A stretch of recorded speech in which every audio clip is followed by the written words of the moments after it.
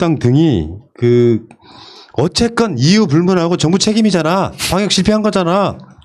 이 깐족이면 어떻게 해야 돼요? 우선 이 방역 실패라는 저 프레임이 안 먹히고 있어요.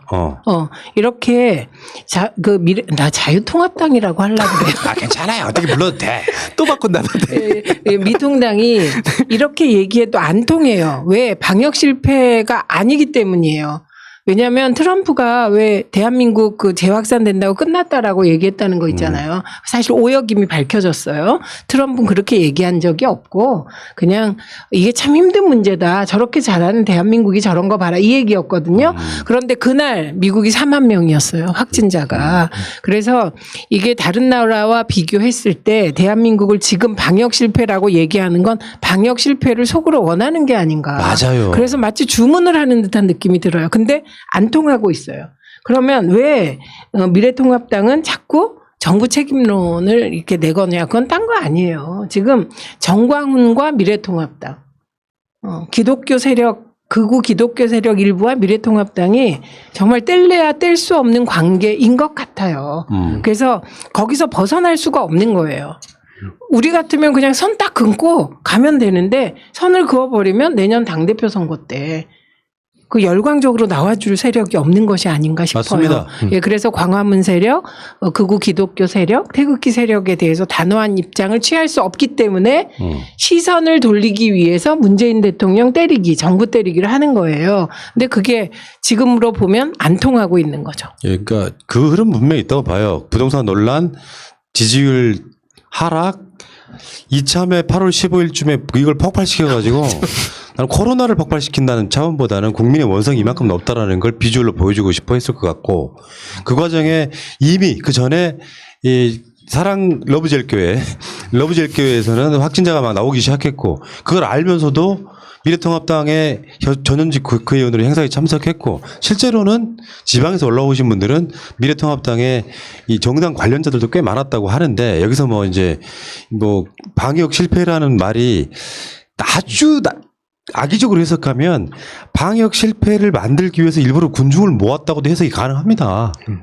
실제로 그렇게 주장하는 분들도 계세요. 그런데 미래통합당이 그랬냐? 그거 아니죠. 그러니까 아까 경제 때문에 3차 거리 두기를 못하는 이유 중에 하나가 경제 때문에 외식 쿠폰 발행했다, 임실 공휴일 지정했다 이런 것들은 나쁜 의도를 갖게 한 게 아니잖아요. 네. 그것을 핑계 삼아가지고 지금 방역 실패 프레임으로 몰고 가려고 하는 건데 사실은 방역 실패를 위해서 그런 행사들을 막 강행했던 사람들이 결과에 어떻든 간에 어쨌건 우리가 어떤 의도였건 간에 실패한 건 사실이잖아. 요거는 국정에 대한 책임감이 1도 없는 자들이 할 수밖에 없는. 이런 경우는 단호하게 이야기를 해야죠. 만약에 정광훈과의 어떤 밀착된 관계가 없다면 당연히 이건 잘못됐던 행사인데 사실 알고 보면 주호영 씨 같은 분들이 뒤에 백으로는 광화문에 사람들 많이 모여야 된다는 이야기 또 했다는 얘기가 있기도 하고 없기도 하고 막 그렇지 않습니까? 그리고 미래통합당 안에서 뒤로 취재한 내용에 따르면 8.15 집회 당일 대대적인 참여를 독려해야 되냐 하지 말아야 되냐는 논의가 일부에서 있었다는 거 아닙니까? 근데 이제 여기에 한 숟갈 더 뜬 사람이 하나 있어요. 미래통합당의 국회의원 한 명, 한기호라고요. 한기호. 국민을 겁박해서 검사 숫자를 늘리고 있다. 검사를 많이 하면 확진자도 많이 나올 수밖에 없다. 이런 식의 이야기를 하더라고요. 이게 노웅래 의원 발언에 의하면 진위를 왜곡시키는 것은 사이코패스나 할 짓이다. 아니 근데 꼭 트럼프 같지 않아요? 트럼프가 그랬어요. 미국이 초기에 확진자 막 늘었을 때 자기들은 검사 많이 해서 그렇고 대한민국은 검사 적게 해서 확진자 수가 적다고 그렇게 얘기한 적이 있거든요. 아니 근데 이 사람의 말은요. 너무 당연한 말을 틀린 듯이 하니까 내가 비판하고 싶은 거야. 봐봐. 검사를 많이 하면 확진자가 많이 나올 수밖에 없잖아요. 당연하잖아. 네. 근데 이게 확진자들과 같은 교회에서 기도하고 무슨 수련회 하고 광화문 집회나 하고 한 사람들은 검사를 받을 수밖에 없는 거잖아요. 근데 이게 무슨 논리라고 말하고 있으면 정부가 국민을 겁박해서 검사를 많이 받게 하고 있다. 겁박이란 말 빼면요. 검사를 많이 받게 하는 건 나쁜 게 아니에요. 그러니까 겁박을 독려로 바꾸면 돼요. 아니 이 한기호 씨 예전에 좀 얘기를 찾아보니까 그 복무 기간 그 총선 기간 동안에 했다가 자기 지운 글인데 복무 기간을 24개월로 늘리면 10만 명의 취업자가 늘어난다고. 그리고 그래서 네, 그 사람이에요, 이 사람이. 그리고 옛날엔 또 그 육군 단장 출신인데 임신 중에 과로로 돌아가신 그 분이 계세요. 그 군인 분인데 그분을 비난을 하고 그리고 또 세월호 그 좌파 막 색출해야 된다고 완전 좀 저랑 제가 상식적으로 이해가 안 가는 좀 그런 그러니까 사람이 꽃머라고 꽃머죠. 불리는 그런 전형적인 꽃머. 네, 네. 네. 꽃머세요. 그러니까 이게 그렇잖아요. 이 사람들의 논리가 국회의원들은 예를 들면 광화문에 모인 할배들 논리는 유튜버들 논리는 국회의원들이 정화를 시켜줘야 되거든요. 말하자면 이 사람 한기호라는 사람은 어떤 거냐면은 극우 유튜버들이나 이런 사람의 약간 속기 소위 말하는 순치되어 있는 사람이에요. 그래서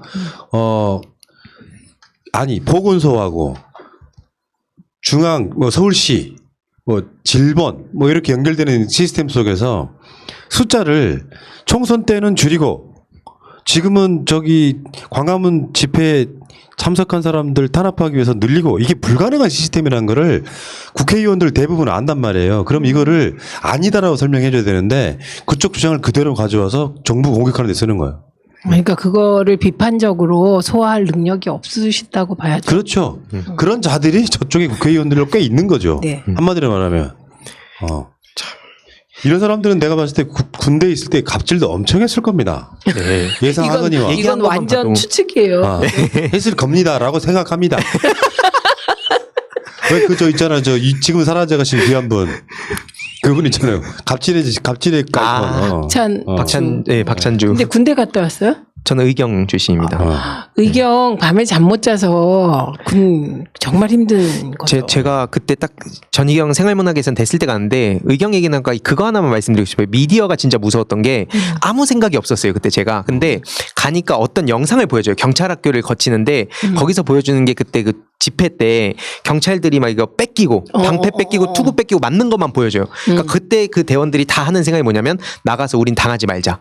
그 자연스럽게 집회하는 사람들에 대한 반감을 그때 만들더라고요.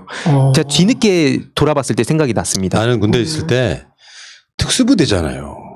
실제로 우리 고향을 그러니까 이 진압했던 부대에 내가 군복무를 했잖아요. 그럼 뭘 시키는 줄 아세요? 충정훈련.